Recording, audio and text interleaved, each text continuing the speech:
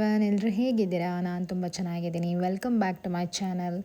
So ಇದು ಬಂದು ವರಮಹಾಲಕ್ಷ್ಮಿ ಹಬ್ಬದ ಹಿಂದಿನ ದಿನದ ವ್ಲಾಗ್ ಆಗಿರುತ್ತೆ. ಸೊ ಪ್ರತಿಯೊಂದನ್ನು ನಾನು ನೈಟ್ ರೆಡಿ ಮಾಡ್ಕೊತಾ ಇದ್ದೀನಿ. ಸೊ ನನ್ನ ಜೊತೆ ಪ್ರಗತಿ ಕೂಡ ಇದ್ದರು. ಅವರು ಕೂಡ ತುಂಬಾ ಹೆಲ್ಪ್ ಮಾಡಿದ್ರು. ಸೊ ಹಣ್ಣುಗಳನ್ನೆಲ್ಲ ತೊಳೆದಿಟ್ಟು ಮತ್ತು ನೀಟಾಗಿ ಒರೆಸಿ ಒಂದು ಕಡೆ ಇಟ್ಟಿದ್ದೀನಿ. ಹಾಗೆ ನಾನು ರಂಗೋಲಿ ಎಲ್ಲ ಹಾಕಿ ಸೊ ಅದ್ರ ಮೇಲೆ ಕಳಸ ಕೂರಿಸೋದಕ್ಕೆ ಕೂಡ ರೆಡಿ ಮಾಡ್ಕೊತಾ ಇದ್ದೀನಿ. ಮತ್ತು ಈ ಪ್ರಿಪ್ರೇಷನ್ಸ್ನ ನಾವು ಜಸ್ಟ್ ಆವತ್ತಿನ ದಿವಸ ಅಥವಾ ಹಿಂದಿನ ದಿವಸ ಮಾತ್ರ ನಾವು ಇಟ್ಕೊಂಡ್ರೆ ಖಂಡಿತ ನಾವು ಮಾಡೋದಕ್ಕಾಗೋದಿಲ್ಲ. ಸೊ ನಾವು 1 ವೀಕ್ ಬಿಫೋರೇ ನಾವು ಪ್ರತಿಯೊಂದನ್ನು ರೆಡಿ ಮಾಡಿ ಇಟ್ಕೊಬೇಕು. ಅವಾಗಷ್ಟೇ ನಾವು ಆರಾಮಾಗೆ ನಾವು ಹಬ್ಬನ ಮಾಡ್ಬೋದು. ಸೊ ಮುಂಚಿತವಾಗೇ ನಾವು ಪ್ರಿಪ್ರೇಷನ್ಸ್ ಮಾಡಿ ಒಂದು ಲಿಸ್ಟ್ ಮಾಡಿ ಇಟ್ಕೊಂಡ್ರೆ ಅಷ್ಟೇ ನಾವು ಆರಾಮಾಗಿ ಹಬ್ಬ ಮಾಡೋದಕ್ಕೆ ಸಾಧ್ಯ. ಸೊ ನಾನು ಅದನ್ನು ಮೇಂಟೈನ್ ಮಾಡಿದ್ದೆ. ಆ್ಯಕ್ಚುಲಿ ನಾನು 1 ವೀಕ್ ಬಿಫೋರ್ ಏನೇನು ಮಾಡಬೇಕು ಅಂತ ಹೇಳಿ ಸೊ ಅವಾಗಿಂದನೂ ಕೂಡ ನಾನು ರೆಡಿ ಮಾಡ್ಕೊಂಡಿದ್ದೆ. ಸೊ ಎಲ್ಲ ಸಾಮಾನು ತರೋದು ಆಗಿರ್ಬೋದು. ಆಮೇಲೆ ಎಲ್ರಿಗೂ ಗೊತ್ತಿರೋ ಹಾಗೆ ಹಬ್ಬದ ಹಿಂದಿನ ದಿವಸ ತುಂಬಾ ರೇಟ್ ಕೂಡ ಜಾಸ್ತಿ ಆಗಿರುತ್ತೆ. ಸೊ ಹಾಗಾಗಿ ಮುಂಚಿತವಾಗಿ ಎಲ್ಲನೂ ತಂದು ಇಟ್ಕೊಂಡ್ರೆ ಸೊ ಈಸಿ ಆಗುತ್ತೆ, ಜೊತೆಗೆ ಎಲ್ಲ ಕೆಲಸಗಳು ಕೂಡ ಆಗುತ್ತೆ. ಸೊ ಮುಂಚಿತವಾಗಿ ಅಂತಂದರೆ ಇನ್ನೇನು ನಮಗೆ ಹಬ್ಬ ಬರ್ತಾಯಿದೆ ಅಂತ ಅನ್ನುವಾಗ ಯಾರ್ಯಾರು ತಿಂಡಿ ಮಾಡಬೇಕು ಅಂತ ಅಂದ್ಕೊಂಡಿರ್ತಾರೆ ಸೊ ಅವರು ಟ್ಯೂಸ್ಡೇ ವೆಡ್ನಸ್ಡೇ ಅಲ್ಲಿವರೆಗೂ ನಾವು ರೆಡಿ ಮಾಡಿ ಇಟ್ಕೊಬೋದು. ಅಂತಂದರೆ ಆವತ್ತಿನ ದಿವಸ ನಾವು ತಿಂಡಿಗಳೇನಾದರೂ ಮಾಡೋದಿತ್ತು ಸೊ ರೆಡಿ ಮಾಡಿ ಇಟ್ಕೊಬೇಕು ಅಂತ ಅನ್ನೋದಾದರೆ ಆವತ್ತಿನ ದಿವಸ ರೆಡಿ ಮಾಡಿ ಇಟ್ಕೊಂಡ್ರೆ ನಮಗೆ ಥರ್ಸ್ಡೇ ಹೇಗಿದ್ದರೂ ಫ್ರೀ ಆಗ್ತೀವಿ. ಸೊ ಆಗೆಲ್ಲ ಹಬ್ಬದ ಕೆಲಸಗಳನ್ನ ಅಥವಾ ಏನಾದರೂ ಮರ್ತಿದ್ರೆ ತರೋದಕ್ಕೆ ಈಸಿ ಆಗುತ್ತೆ. ಸೊ ನಾನು ಕರ್ಜಿಕಾಯಿ ಮತ್ತು ಚಿರೋಟಿನ ಮಾಡಿದ್ದೆ. ಸೊ ಹಬ್ಬದ ದಿವಸ ಹೇಗಿದ್ದರೂ ಹೋಳಿಗೆ ಮಾಡ್ತೀವಿ ಅಂತ ಹೇಳಿ ನಾನು ಇವೆರಡು ತಿಂಡಿ ಅಷ್ಟೇ ಮಾಡಿದ್ದು. ಬಟ್ ಅದನ್ನು ನಾನು ಟ್ಯೂಸ್ಡೇ ಇಟ್ಕೊಂಡಿದ್ದೆ. ಸೊ ಟ್ಯೂಸ್ಡೇ ನಾನು ತಿಂಡಿಗಳು ಮಾಡಿ ಇಟ್ಕೊಳ್ಳೋದಕ್ಕೆ ಆರಾಮಾಗೆ ಅಂತ ಅನ್ನಿಸ್ತು ನನಗೆ. ಸೊ ಆವತ್ತಿನ ದಿವಸ ಜಸ್ಟ್ ನಾವು ತಟ್ಟೆ ಜೋಡಿಸೋದಕ್ಕೆ ಹೆಲ್ಪ್ ಆಯಿತು. ಸ್ಯಾರಿ ಎಲ್ಲ ನೈಟೇ ನಾವು ಕಟ್ಟಿಟ್ಕೊಂಡಿದ್ವಿ. ಸೊ ನೆರಿಗೆ ಎಲ್ಲ ತೆಗೆದು, ಯಾಕೆ ಅಂದರೆ ಬೆಳಗಿನ ಜಾವ ಬೇಗ ಎದ್ದು ನಾವು ದೀಪ ಹಚ್ಸೋದ್ರಿಂದ ಸೊ ಬ್ರಾಹ್ಮಿ ಮುಹೂರ್ತದಲ್ಲಿ ದೀಪ ಹಚ್ಸೋದ್ರಿಂದ ಸ್ವಲ್ಪ ಈಸಿ ಆಗಲಿ ಅಂತ ಹೇಳಿ ಸೊ ನಾನು ಕಳಸ ಎಲ್ಲ ಕೂರಿಸಿದ್ದು ಬೆಳಗ್ಗೆನೆ. ಸೊ ಕೂರಿಸಿ ದೀಪಕ್ಕೆ ಎಲ್ಲ ನಾನು ರೆಡಿ ಮಾಡ್ಕೊಂಡಿದ್ದೆ. ತುಪ್ಪದ ದೀಪನ ಹಚ್ಚಿದ್ರೆ ಒಳ್ಳೆಯದು ಅಂತ ಹೇಳ್ತಾರೆ ಅಂತ ಹೇಳಿ ನಾನು ಕೂಡ ತುಪ್ಪದ ದೀಪನ ಲಕ್ಷ್ಮಿ ಮುಂದೆ ಇಟ್ಟು ಹಚ್ಚಿಸಿದ್ದೆ. ಸೊ ಅದು ತುಂಬಾ ನನಗೆ ಒಂಥರ ಪಾಸಿಟಿವ್ ವೈಬ್ಸ್ ಅಂತ ಅನ್ನಿಸ್ತು.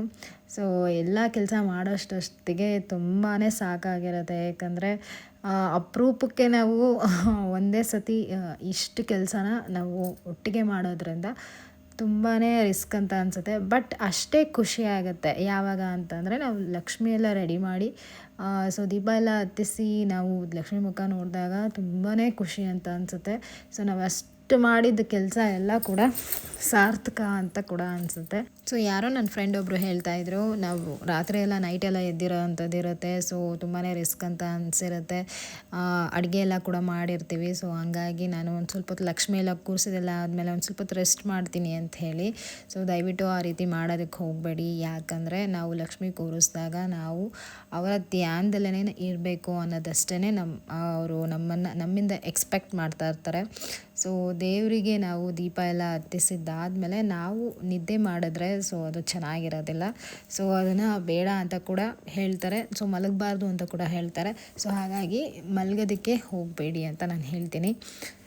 ನಾನಿವತ್ತು ಗೋಧಿ ಹಿಟ್ಟಿಂದ ಮಾಡಿರೋ ಅಂಥ ಹೋಳಿಗೆನ ಮಾಡಿದೆ.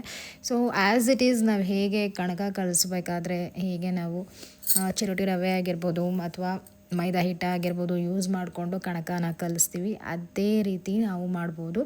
ಸೊ ತುಂಬಾ ಸಿಂಪಲ್, ತುಂಬಾ ಈಸಿ, ಇನ್ನೂ ಸಾಫ್ಟಾಗಿ ಬರುತ್ತೆ. ಸೊ ನಾವೇನು ಮೈದಾ ಹಿಟ್ಟನ್ನು ಯೂಸ್ ಮಾಡ್ಕೊಂಡು ಮಾಡಬೇಕಾದ್ರೆ ಎಷ್ಟು ಸಾಫ್ಟಾಗಿರುತ್ತೋ ಅದಕ್ಕಿಂತ ಸಾಫ್ಟಾಗಿ ಗೋಧಿ ಹಿಟ್ಟಿನ ಯೂಸ್ ಮಾಡಿಕೊಂಡು ಮಾಡೋದ್ರಿಂದ ಸೊ ಕಣಕ ಅಷ್ಟೇ ಸಾಫ್ಟಾಗಿ ಬಂದಿರುತ್ತೆ. ಜೊತೆಗೆ ತುಂಬಾ ಟೇಸ್ಟಿಯಾಗೂ ಇರುತ್ತೆ, ಹಾಗೆ ಹೆಲ್ದಿಯಾಗೂ ಇರುತ್ತೆ. ಸೊ ಟ್ರೈ ಮಾಡಿದ್ರು ಆರಾಮಾಗಿ ಟ್ರೈ ಮಾಡಿ. ಹೋಳಿಗೆ ಜೊತೆ ನಾನು ವೆಜ್ ಪಲಾವ್ ಕೂಡ ರೆಡಿ ಮಾಡ್ಕೊಂಡಿದ್ದೆ. ಸೊ ಅದೆಲ್ಲ ಇದ್ರೇ ನಮಗೆ ಏನೋ ಒಂಥರ ಹಬ್ಬದ ಊಟ ಅಂತ ಅನಿಸೋದು. ಸೊ ತುಂಬಾ ಐಟಮ್ಸ್ ಮಾಡಬೇಕು ಅಂತ ಅಂದ್ಕೊಂಡೆ, ಬಟ್ ಸೀರಿಯಸ್ಲಿ ಆಗಲಿಲ್ಲ. ಜೊತೆಗೆ ನಮ್ಮ ಮನೆಯವರು ಎಲ್ಲೋ ಹೊರಗಡೆ ಹೋಗೋದಿತ್ತು. ಸೊ ಹಾಗಾಗಿ ಸೊ ನನ್ನ ಮಗ ಕೂಡ ಹೊರಗಡೆ ಹೋಗಿದ್ದ. ಹಾಗಾಗಿ ನಾನು ಬೇರೆ ಐಟಮ್ಸ್ ಮಾಡೋದ್ರಿಂದ ಸುಮ್ಮನೆ ಯಾರು ತಿನ್ನೋದಕ್ಕೂ ಕೂಡ ಯಾರೂ ಇರೋದಿಲ್ಲ ಅಂತ ಹೇಳಿ ನಾನು ಅಷ್ಟಾಗಿ ಇಂಟ್ರೆಸ್ಟ್ ತೋರ್ಸೋಕ್ಕೆ ಹೋಗಲಿಲ್ಲ. ಬಟ್ ಹೋಳಿಗೆ ಮಾಡಿದೆ, ಆರಾಮಾಗಿ ಪಲಾವ್ ಮಾಡಿದೆ. ಸೊ ತುಂಬಾ ಟೇಸ್ಟಿಯಾಗಿತ್ತು. ಸೊ ಹಬ್ಬದ ಅಡುಗೆ ಅಂತಂದ್ರೇ ತುಂಬಾ ಖುಷಿಯಾಗುತ್ತೆ. ಜೊತೆಗೆ ಪ್ರಗತಿ ಕೂಡ ಬಂದಿದ್ದರು. ಹಾಗೆ ನಮ್ಮ ಆಫೀಸಿಂದ ಒಂದಿಬ್ಬರು ಕೂಡ ಬಂದಿದ್ದರು. ಸೊ ಅವರು ಕೂಡ ಊಟ ಮಾಡಿಕೊಂಡು ಆರಾಮಾಗಿ ಹೋದರು. ತುಂಬ ಖುಷಿಪಟ್ಟರು.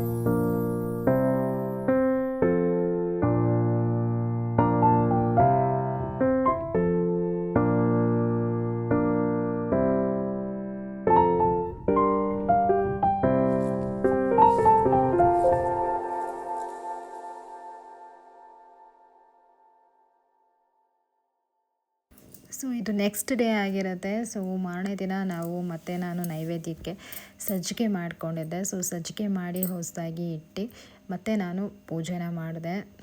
ನೈವೇದ್ಯಕ್ಕೆ ಏನಾದರೂ ಸಪ್ರೇಟಾಗಿ ಮಾಡಿ ಇಟ್ಟು ಪೂಜೆ ಮಾಡಬೇಕು. ಸೊ ಎಲ್ರಿಗೂ ಗೊತ್ತಿರುತ್ತೆ. ಜೊತೆಗೆ ಏನಪ್ಪ ಅಂತಂದರೆ ಅವತ್ತಿನ ದಿನ ಹುಣ್ಣಿಮೆ ಇತ್ತು. ಸೊ ಹುಣ್ಣಿಮೆ ಆದ್ದರಿಂದ ನಾವು ಲಕ್ಷ್ಮಿನ ಕದಲಿಸ್ಬಾರ್ದು ಅಂತ ಎಲ್ಲ ಹೇಳ್ತಾರೆ. ಸೊ ತುಂಬ ಜನ ಆ ರೀತಿ ಹೇಳ್ತಾಯಿದ್ರು. ಸೊ ನನಗೆ ತುಂಬಾ ಕನ್ಫ್ಯೂಷನ್ಸ್ ಆಗೋಯಿತು. ಒಬ್ಬರು ತೆಗೀರಿ ಅಂತ ಒಬ್ಬರು ಹೇಳ್ತಾರೆ, ತೆಗಿಬೋದು, ಏನು ತೊಂದರೆ ಇಲ್ಲ ಅಂತೆಲ್ಲ ಹೇಳ್ತಾರೆ. ಬಟ್ ಇನ್ನು ಕೆಲವರು ಬೇಡ ಸಂಜೆ ತೆಗಿಬೋದು ಅಂತ ಕೆಲವ್ರು ಹೇಳ್ತಾಯಿದ್ರು. ಸೊ ಸುಮ್ಮನೆ ಏನಕ್ಕಪ್ಪ ರಿಸ್ಕು ಅಂತೆಲ್ಲ ಹೇಳಿ ನಾನು 3 ದಿನ ಇಟ್ಟು ಪೂಜೆ ಮಾಡಿದೆ. ಸೊ 3 ದಿನ ನಾವು ಹೇಗಿದ್ರು ಭಾನುವಾರದತ್ತು ಎಲ್ಲರೂ ತೆಗಿತಾರೆ. ಸೊ ನಮ್ಮಮ್ಮ ಕೂಡ ಮನೆಯಲ್ಲಿದ್ದಾಗ ಅವರು ಯೂಶ್ವಲಿ 3 ಡೇಸ್ವರೆಗೂ ತೆಗಿತಾಯಿದ್ರು. ಸೊ ಅದನ್ನೇ ಮಾಡೋಣ ಅಂಥೇಳಿ ನಾನು ಅದನ್ನೇ ಫಾಲೋ ಮಾಡಿದೆ. ಲಕ್ಷ್ಮಿನ ಕೂರಿಸಿದಾಗ ತುಂಬಾ ಕಟ್ಟುನಿಟ್ಟಾಗಿ ಇಡಬೇಕು ಅಂತ ಹೇಳ್ತಾರೆ. ಸೊ ಪೂಜೆಗಳನ್ನ ಮಾಡ್ತಾ ಇರಬೇಕು, ಹಾಗೆ ದೀಪಗಳು ಕೂಡ ಉರಿತಾ ಇರಬೇಕು, ಯಾವುದೇ ರೀತಿ ಆರಿಸ್ಬಾರ್ದು ಅಂತ ಕೂಡ ಹೇಳ್ತಾರೆ. ಸೊ ನಾನು ಅದನ್ನೆಲ್ಲ ಫಾಲೋ ಪಾಸಿಟಿವ್ ವೈಬ್ಸ್ ನನಗೆ ತುಂಬಾ ಇಷ್ಟ ಆಗುತ್ತೆ ಆ್ಯಕ್ಚುಲಿ. ಸೊ ತುಂಬ ದಿನ ನಾನು ಟ್ರೈ ಮಾಡ್ತಾಯಿದ್ದೆ ಈ ಥರದ್ದೆಲ್ಲ ಮಾಡಬೇಕು, ಈ ಥರ ಎಲ್ಲ ಹಬ್ಬ ಚೆನ್ನಾಗಿ ಮಾಡಬೇಕು ಅಂತ ನನಗೆ ತುಂಬ ಇಂಟ್ರೆಸ್ಟ್ ಇದೆ. ಬಟ್ ಅದೇ ರೀತಿ ಮಾಡಬೇಕು ಅಂತ ಅಂದ್ಕೊಂಡಿದ್ದೆ. ಎಷ್ಟೋ ಜನ ಹೇಳ್ತಾಯಿದ್ರು ನನಗೆ ಗೊತ್ತಿರೋರು, ತುಂಬಾ ರಿಸ್ಕ್ ಆಗುತ್ತೆ, ಸೊ ಇವಾಗಲೇ ಟ್ರೈ ಮಾಡೋದಕ್ಕೆ ಹೋಗಬೇಡ, ಆರಾಮಾಗಿರು ಅಂತೆಲ್ಲ ಎಷ್ಟೋ ಜನ ಹೇಳ್ತಾಯಿದ್ರು. ಬಟ್ ಅದೇನೋ ಗೊತ್ತಿಲ್ಲ ನನಗೆ. ಸೊ ಯಾರು ಎಷ್ಟೇ ಹೇಳಿದ್ರು ಕೂಡ ನನಗೆ ಈ ರೀತಿ ಎಲ್ಲ ಮಾಡಬೇಕು ಅಂದರೆ ತುಂಬಾ ಇಷ್ಟ ಆಗುತ್ತೆ. ಹಬ್ಬ ಅಂದ್ರೇ ನನಗೆ ಒಂಥರ ತುಂಬಾ ಖುಷಿ. ಸೊ ಅದು ಕಷ್ಟ ಆದರೂ ಪರವಾಗಿಲ್ಲ, ಮಾಡೋಣ ಅಂಥೇಳಿ ಒಂಥರ ಮನಸ್ಸು. ಸೊ ಹಾಗಾಗಿ ನಾನು ಕೂಡ ಇದನ್ನು ಮಾಡಿ ತುಂಬಾ ಎಂಜಾಯ್ ಮಾಡಿದೆ. ಸೀರಿಯಸ್ಲಿ ತುಂಬಾ ಖುಷಿಪಟ್ಟೆ. ಹಾಗೆ ನಾನು ತಿಂಡಿಗೆ ರೆಡಿ ಮಾಡ್ಕೊತಾ ಇದ್ದೀನಿ. ಸೊ ತಿಂಡಿಗೆ ನಾನು ಚಪಾತಿ ಮತ್ತು ಬೀಟ್ರೂಟ್ ಸಾಗುನ ರೆಡಿ ಮಾಡ್ಕೊತಾ ಇದ್ದೀನಿ. ಸೊ ಸಣ್ಣದಾಗಿ ಹಚ್ಚಿಟ್ಕೊಂಡಿರೋ ಅಂಥ ಬೀಟ್ರೂಟ್ನ ಯೂಸ್ ಮಾಡಿಕೊಂಡು ಸ್ವಲ್ಪ ಹಸಿ ಬಟಾಣಿನ ಯೂಸ್ ಮಾಡಿಕೊಂಡ್ರೆ ತುಂಬಾ ರುಚಿಯಾಗಿರೋ ಅಂಥ ಒಂದು ಸಾಗು ರೆಡಿ ಆಗುತ್ತೆ. ಸೊ ತುಂಬಾ ಸಿಂಪಲ್, ಅಷ್ಟೇ ಟೇಸ್ಟಿಯಾಗೂ ಕೂಡ ಇರುತ್ತೆ. ಈ ಬೀಟ್ರೂಟ್ ಬದಲು ನಾವು ವೆಜ್ ಅಂದರೆ ಎಲ್ಲ ಥರ ತರಕಾರಿಗಳು ಕೂಡ ಇದೇ ರೀತಿ ಯೂಸ್ ಮಾಡ್ಬೋದು. ಬಟ್ ಇದು ಸಪ್ರೇಟಾಗಿ ಏನೋ ಒಂಥರ ಯುನಿಕ್ಕಾಗಿ ಇರುತ್ತೆ, ನನಗೆ ತುಂಬ ಇಷ್ಟ. ಸೊ ಇದು ತುಂಬಾ ಸಿಂಪಲ್ ಮಾಡೋದು. ಸೊ ಒಂದೆರಡು ಸ್ಪೂನ್ ಆಗುವಷ್ಟು ಎಣ್ಣೆನ ಹಾಕ್ಕೊಂಡು ಅದಕ್ಕೆ ಒಂದು 5ರಿಂದ 6 ನಾನು ಹಸಿಮೆಣಸಿನ್ಕಾಯಿ ಮತ್ತು 1 ಏಲಕ್ಕಿನ ಆ್ಯಡ್ ಮಾಡ್ಕೊತಾ ಇದ್ದೀನಿ. 1 ಪೀಸ್ ಆಗೋಷ್ಟು ಚಕ್ಕೆನ ಯೂಸ್ ಮಾಡ್ಕೊಂಡಿದ್ದೀನಿ. ಇದಕ್ಕೆ ಲವಂಗನ ಆ್ಯಡ್ ಮಾಡಬಾರ್ದು. ಸೊ ಲವಂಗ ಆ್ಯಡ್ ಮಾಡಿದ್ರೆ ಬೇರೆ ಥರ ಟೇಸ್ಟ್ ಬರುತ್ತೆ. ಸೊ ಇದಕ್ಕೆ ಲವಂಗ ಏನು ಬೇಕಾಗಿಲ್ಲ. ಹಾಗೆ ಸ್ವಲ್ಪ ಪಲಾವ್ ಎಲೆ, ಒಂದು ಸ್ವಲ್ಪ ಬೆಳ್ಳುಳ್ಳಿ ಮತ್ತು ಈರುಳ್ಳಿ, ಸ್ವಲ್ಪ ಸೋಂಪು, ಹಾಗೆ ಸ್ವಲ್ಪ ಎಳ್ಳು, ಇಷ್ಟನ್ನು ಆ್ಯಡ್ ಮಾಡಿಕೊಂಡು ಚೆನ್ನಾಗಿ ನಾವು ಫ್ರೈ ಮಾಡ್ಕೊಬೇಕಾಗತ್ತೆ. ಎಣ್ಣೆಯಲ್ಲಿ ನಾವು ಎಷ್ಟು ಫ್ರೈ ಮಾಡ್ತೀವೋ ಅಷ್ಟು ಟೇಸ್ಟಿಯಾಗಿರುತ್ತೆ. ಸೊ ಡೈರೆಕ್ಟಾಗಿ ಕೆಲವರು ಹಾಕ್ತಾರೆ, ನನಗೆ ಆ ಥರ ಮಸಾಲೆ ಇಷ್ಟನೇ ಆಗಲ್ಲ. ಬಟ್ ಈ ರೀತಿ ಮಾಡೋದ್ರಿಂದ ತುಂಬಾ ಟೇಸ್ಟಿಯಾಗಿರುತ್ತೆ. ಯಾಕಂದರೆ ನಾನು ಆಲ್ರೆಡಿ ಮಾಡಿ ಇದನ್ನು ತುಂಬ ಜನ ಹೇಳಿದ್ದಾರೆ, ತಿಂದಿದ್ದೀನಿ.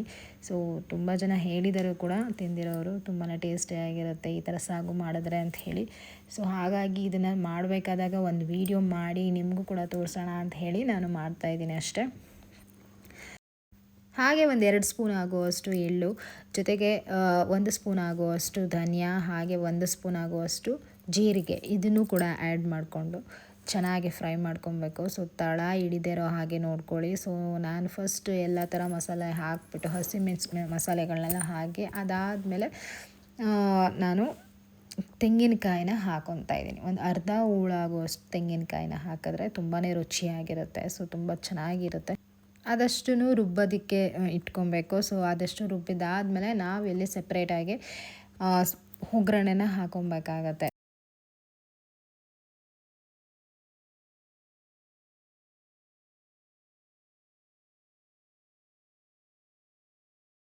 ಒಗ್ಗರಣೆಗೆ 1 ಟೊಮ್ಯಾಟೋನ ಆ್ಯಡ್ ಮಾಡ್ಕೊತಾ ಇದ್ದೀನಿ. ಅದು ಕೂಡ ಸಾಫ್ಟ್ ಆದಮೇಲೆ ನಾವು ಏನು ಬೇಯಿಸ್ಕೊಂಡಿದ್ವಿ ಅಲ್ವಾ ಬೀಟ್ರೋಟು ಮತ್ತು ಬಟಾಣಿ, ಅದನ್ನು ಆ್ಯಡ್ ಮಾಡಿ ಸೊ ಅದನ್ನು ಕೂಡ ಚೆನ್ನಾಗಿ ಫ್ರೈ ಮಾಡ್ಕೊಬೇಕು. ಇಷ್ಟು ಆದಮೇಲೆ ನಾನು ಏನು ರುಬ್ಬಿಟ್ಕೊಂಡಿದ್ದೆ ಮಸಾಲೆ ಅದನ್ನು ಆ್ಯಡ್ ಮಾಡ್ಕೊತಾ ಇದ್ದೀನಿ.